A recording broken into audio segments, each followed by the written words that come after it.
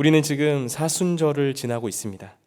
사순절은 본래 예수님의 죽으심과 부활을 깊이 묵상하는 시간이라고 할 수 있는데요. 그 예로 초대교회에서는 이 사순절 기간을 내가 세례를 받겠습니다 라고 지원한 그 신자들을 교육하는 기간으로 잡았다고 합니다.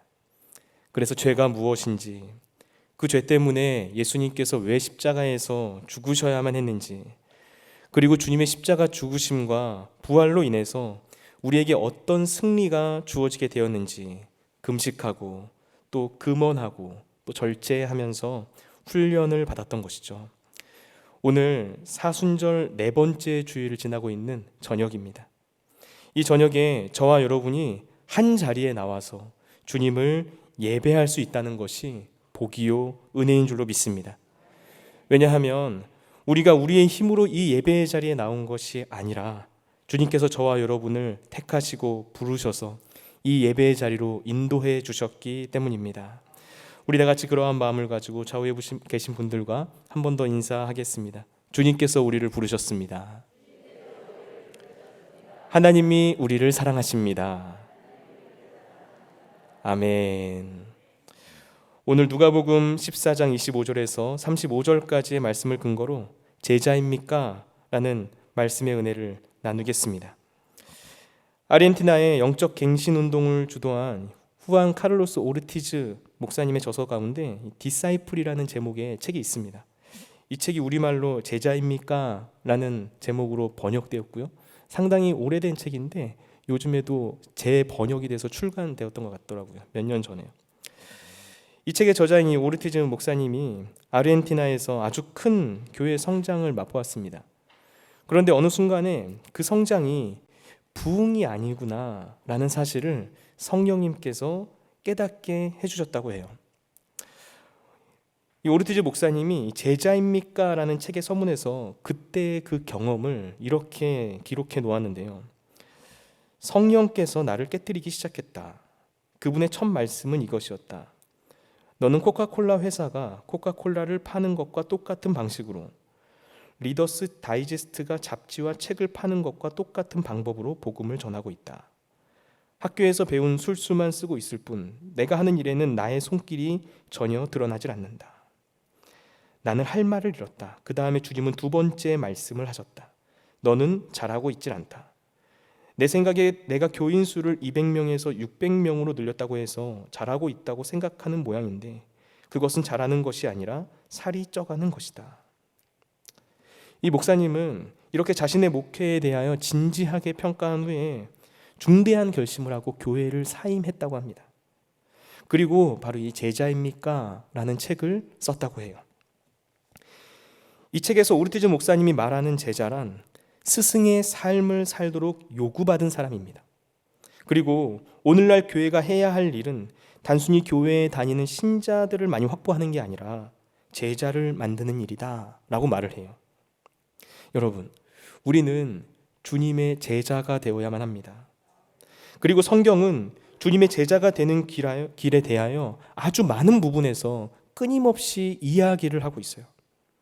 오늘 우리가 함께 읽은 누가복음 14장 말씀도 그렇습니다. 누가복음 14장은 제자도라는 주제로 누가복음 9장에서부터 19장까지 걸쳐서 기록되어 있는 예수님의 예루살렘 여행 기사의 가장 한가운데 기록되어 있는 본문이라고 할 수 있습니다. 우리는 이 본문 속에서 주님의 진짜 제자가 되는 것이란 과연 무엇인지, 그리고 정말 주님은 따르는 삶이란 어떤 삶인지에 관하여 알 수가 있습니다.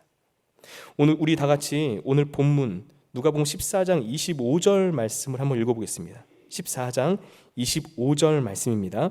수많은 무리가 함께 갈새 예수께서 돌이키사 이르시되 아멘. 지금 25절 말씀을 보시면 예수님이 예루살렘을 향해 길을 걸어가고 계셨어요. 그런데 그 예수님의 뒤를 수많은 무리들이 따라가고 있는 모습을 그려주고 있습니다. 예수님 당시에 많은 사람들이 예수님 주변에 모여들었죠. 그 수많은 무리들이 예수님에게 모인 동기는 정말 각양각색이었어요.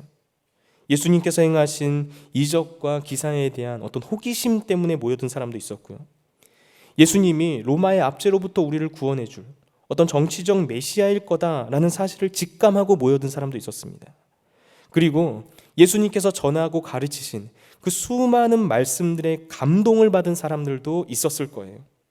그런데 오늘 본문은 예수님께서 그들을 향해서 뒤돌아서서 말씀하기 시작하셨다라고 이야기를 하고 있어요.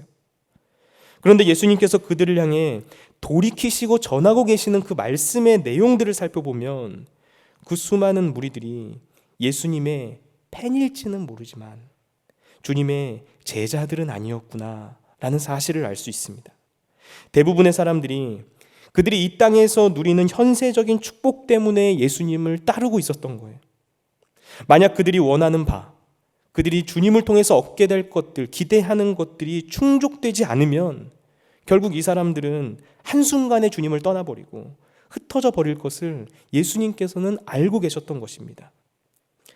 여기서 우리가 생각해야 할 사실은 수많은 무리들이 예수님께서 걸어가시는 길을 따라다녔지만 그 마음이 예수님과 연합되어 있지는 않았다는 사실이에요. 겉으로만 보면 예수님을 따라가고 있는 것처럼 보였지만 예수님께서 걸어가신 십자가의 길을 진실되게 걸어가지는 않았었다는 것입니다. 복음서를 읽다 보면 복음서에는 예수님의 말씀을 듣는 대상을 늘 무리와 제자들로 구분해서 말하고 있다는 사실을 우리는 발견할 수 있어요.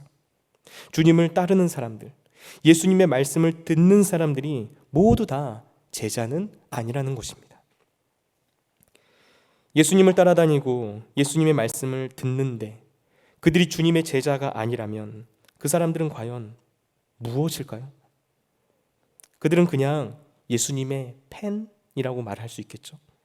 일이 잘 풀릴 때 예수님을 응원하면서 주님을 따라가는 것처럼 보이지만 정반대의 상황이 되어버리면 내가 언제 그랬냐는 듯이 예수님을 외면해버릴 수 있는 사람들, 성경에 대해서 예수님에 관해서 정말 모르는 게 없는 것처럼 보이는데 그분을 개인적으로는 알지 못하는 사람. 우리가 반드시 기억해야 할 것은 예수님께서 원하시는 관계는 결코 스타와 팬의 관계가 아니라는 것입니다. 오늘 예수님께서 저와 여러분의 심령 가운데 말씀하고 계세요. 예배의 현장, 기도의 현장에 나와 있지만 그분의 뜻과는 상관없는 예배, 그런 기도를 드리고 있는 것은 아닌지 묻고 계십니다. 그리고 주님께서는 지금 이 자리에 나와 있는 저와 여러분 한 사람 한 사람들을 향해서 또다시 묻고 계세요. 당신은 제자입니까? 아니면 무리입니까? 라고 말이죠.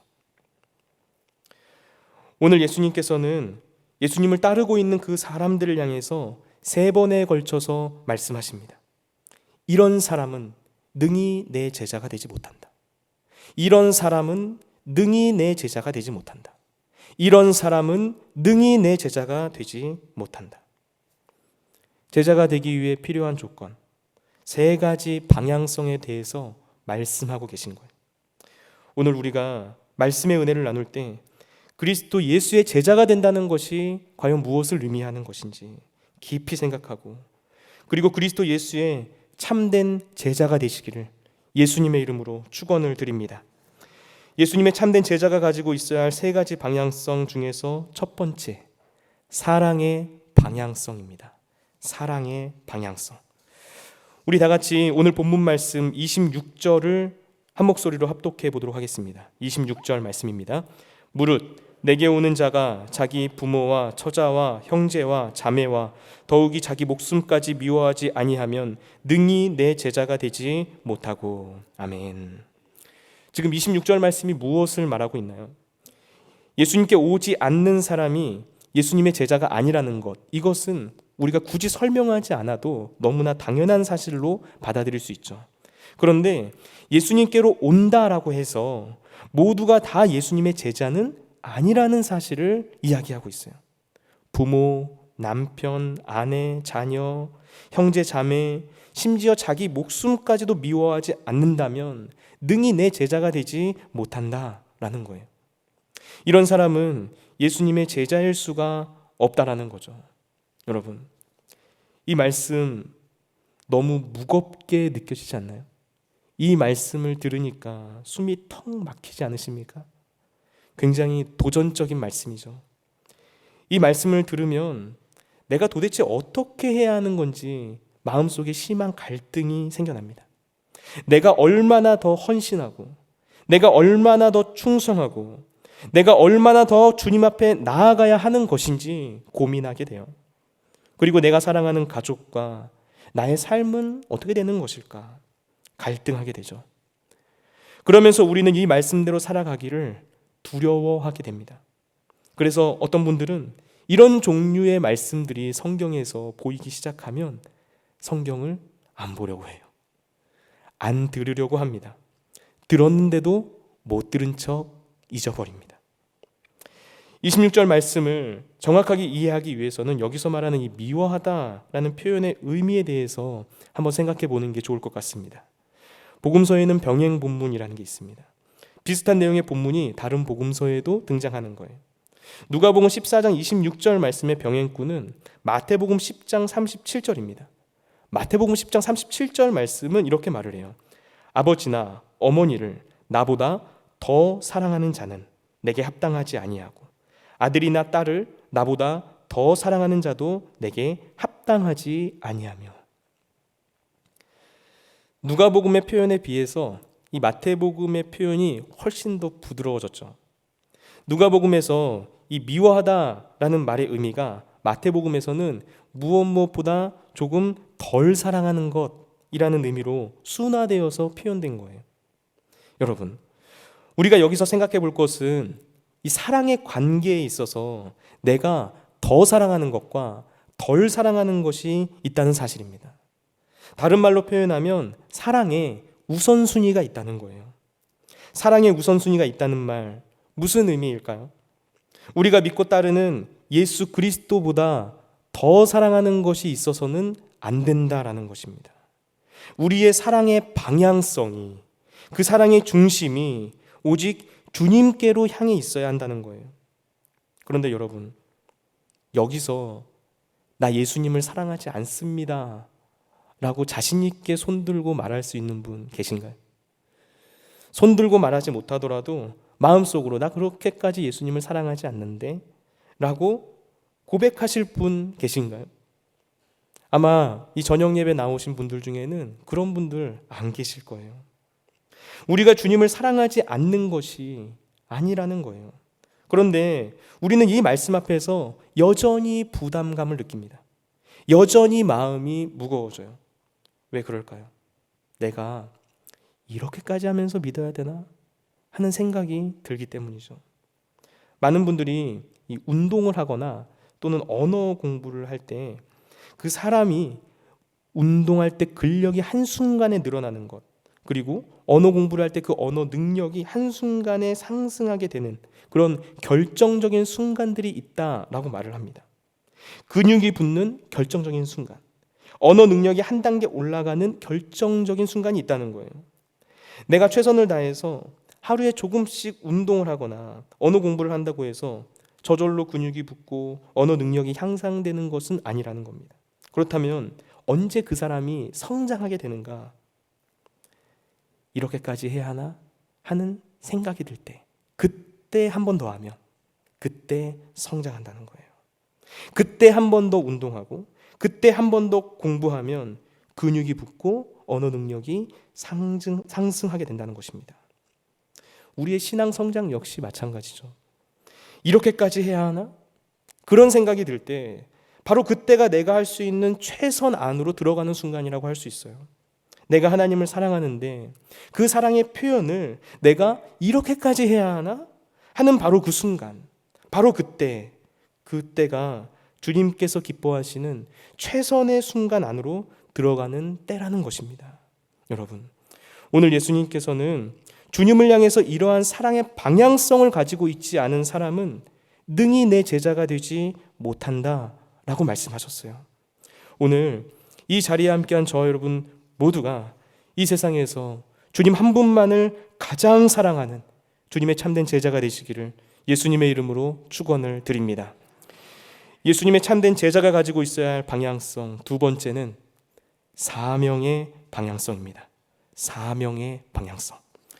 우리 다 같이 누가복음 14장 27절 말씀을 한 목소리로 합독하겠습니다. 누구든지 자기 십자가를 지고 나를 따르지 않는 자도 능히 내 제자가 되지 못하리라. 아멘.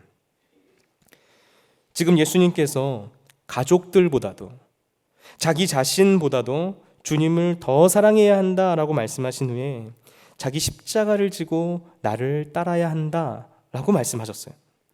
내 제자가 되기 위해서는 자기 십자가를 져야만 한다라는 거예요. 여러분, 지금 우리가 바라보고 있는 이 십자가, 이 우리 대성전에도 있는 이 십자가의 의미, 이 이미지는 후대의 신앙으로 아주 신학화가 되어 있는 그 의미가 담긴 십자가라고 할 수 있습니다.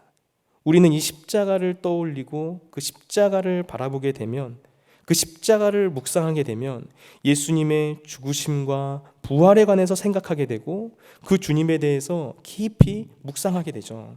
그런데 지금 이 말씀을 듣고 있는 청중들, 이 예수님의 말씀을 듣고 있는 무리들의 상황은 우리와 달랐어요.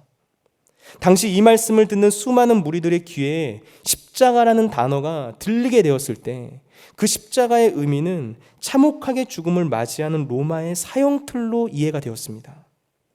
그러니까 이 말은 무엇이냐면, 자기 십자가를 져야 예수님을 따르는 제자가 된다라는 것은 너 역시 죽음을 짊어지고 주님을 따라야 한다는 걸 의미했다는 거예요. 예수님을 따르는 삶을 살아간다는 건 십자가의 길이라는 것입니다. 쉽게 말하면 죽음까지도 각오해야 한다는 거예요. 더 정확히 말하면 우리 역시 주님과 같이 십자가에서 죽어야 한다는 것입니다.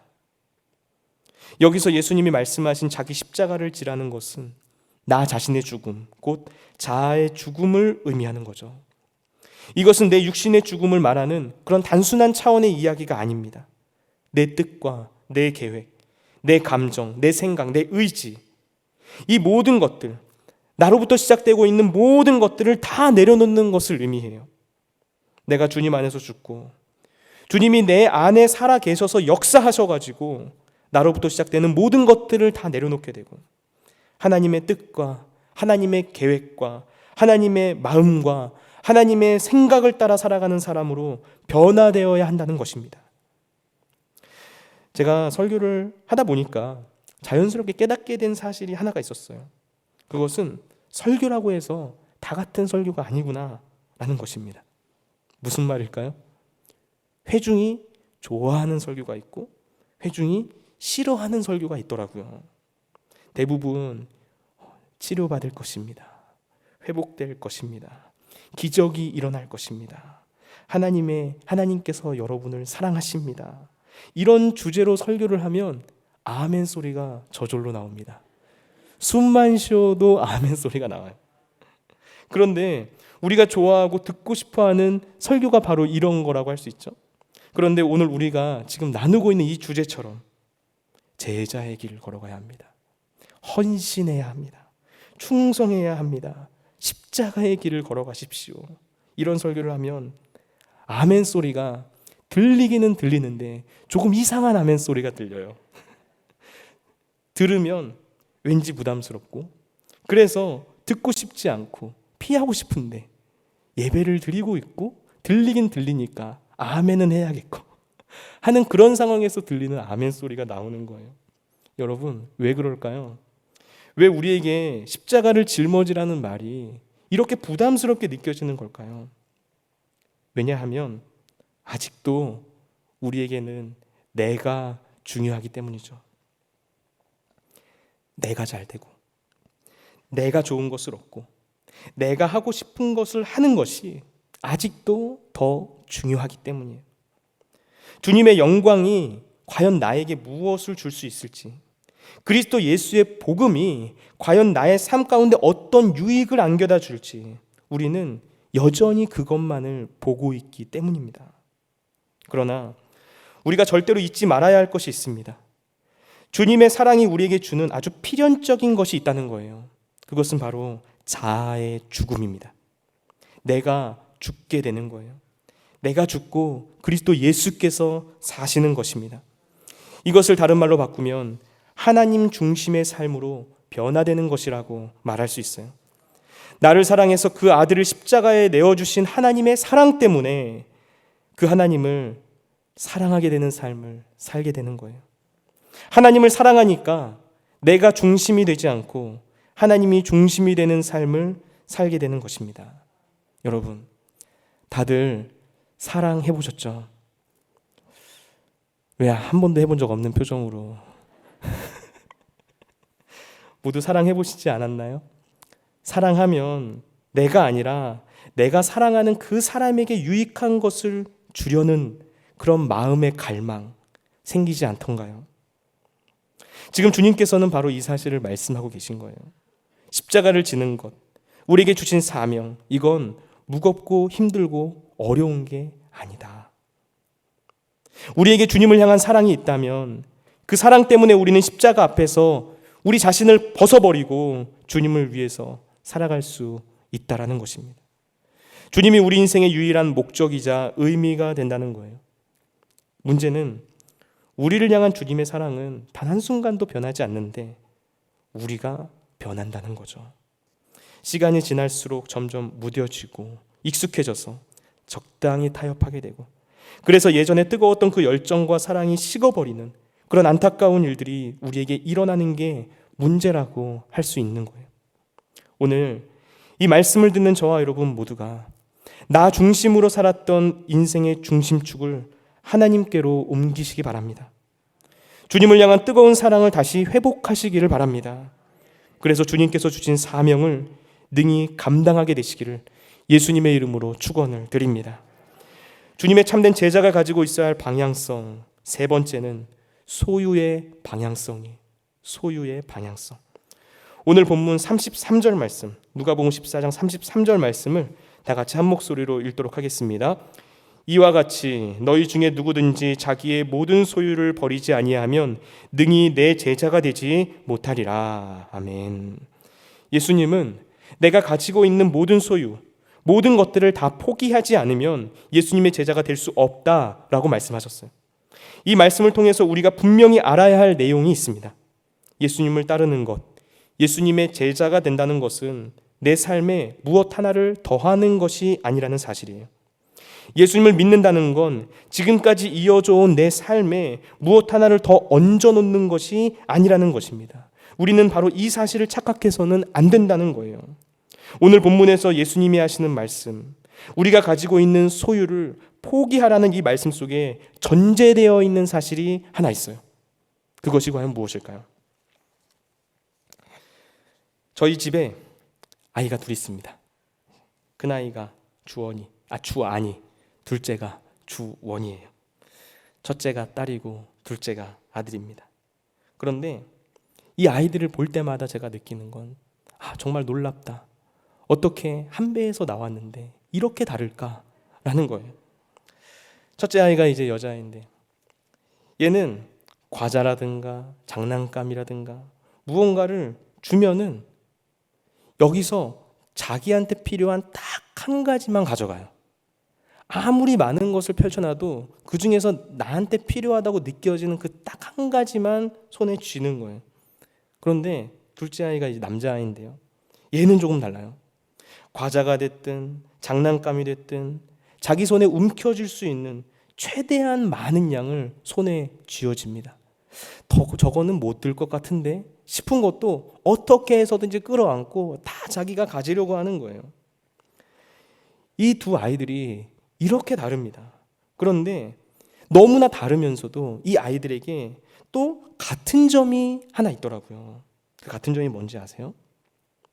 손에 쥐고 있는 것의 양이 많든지 적든지 그거를 일단 손에 쥐면 어떻게 해서든지 놓지 않으려고 한다는 거예요. 일단 그걸 손에 쥐면 어떻게 해서든지 이건 내 거라고, 내가 가진다고 끝까지 고집을 피운다는 것입니다.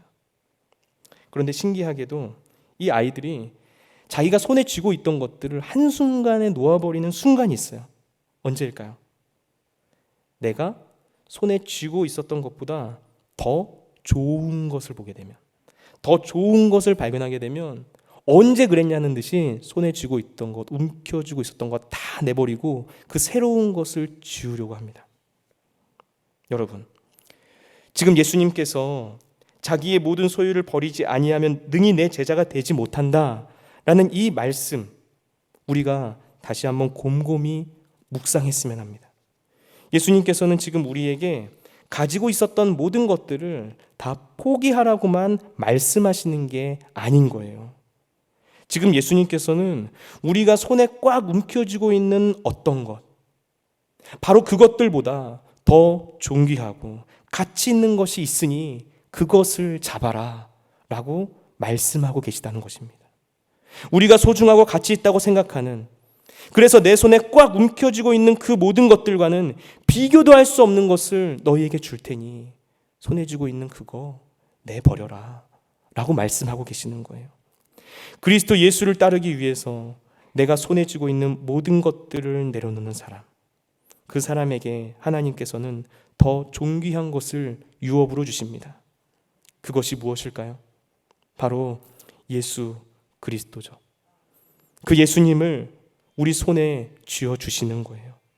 여러분, 우리의 문제가 무엇일까요? 주님께서 말씀하시는 그것이 정말 좋은 것인지 모르고 있는 영적인 무지가 우리의 문제죠. 여전히 이 땅의 것들에 더욱 귀 기울이고 더욱 손에 움켜쥐려고 하는 우리의 어리석음이 문제예요. 우리의 눈에 보이는 것, 내 손에 잡히는 것들만을 바라보면서 하나님께서 약속하신 가장 존귀하고 보배로우신 예수 그리스도를 보지 못하는 것이 문제입니다. 우리는 기억해야 합니다. 하나님께서 때때로 우리를 빈손으로 만드실 때가 있는데 거기에는 다 이유가 있다는 사실을 말입니다.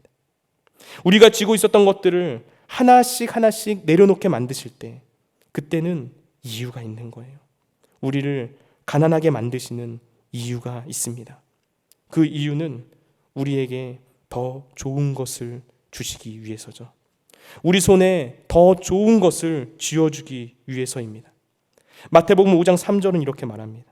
심령이 가난한 자는 복이 있나니 천국이 그들의 것이며.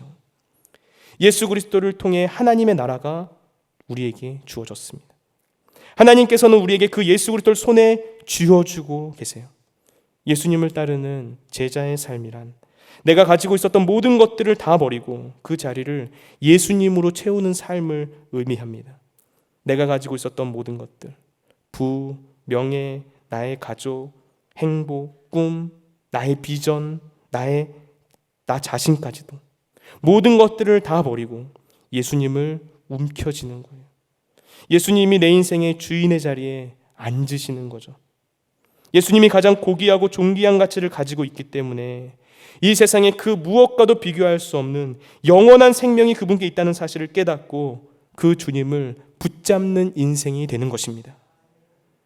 지금 이 자리에 함께한 저와 여러분 모두가 보배롭고 존귀하신 예수 그리스도 한 분만을 사랑하게 되시기를 주님의 이름으로 축원을 드립니다. 그리고 그 사랑 때문에 우리에게 주어진 사명을 주님께서 부르시는 그 순간까지 끝까지 감당할 수 있게 되시기를 예수님의 이름으로 축원을 드립니다. 그리고 내가 가지고 있었던 세상의 모든 것들을 다 내려놓고 예수 그리스도 한 분만을 소유하셔서, 아니 그 예수 그리스도께 완전히 붙잡힌 인생이 되어서 영원한 하나님 나라의 복을 누리게 되시기를 예수님의 이름으로 축원을 드립니다. 이 시간 다같이 말씀을 붙잡고 기도하길 원합니다. 이 시간 기도하실 때 사랑의 하나님, 우리가 주님을 더욱 사랑하길 원합니다. 우리 마음의 중심 가운데 주님을 모셔드릴 수 있도록 역사하여 주시옵소서. 세상 사람들이 살아가는 삶의 길과는 전혀 다른 참된 제자의 길을 걸어갈 수 있도록 인도하여 주시옵소서. 그래서 영원한 생명이신 우리 주 예수 그리스도 한 분만을 소유한 인생이 되도록 이 시간 역사하여 주시옵소서. 우리 다같이 그러한 마음과 그리고 그러한 꿈과 비전을 가지고 주님 세 번 부르고 통성으로 기도하겠습니다.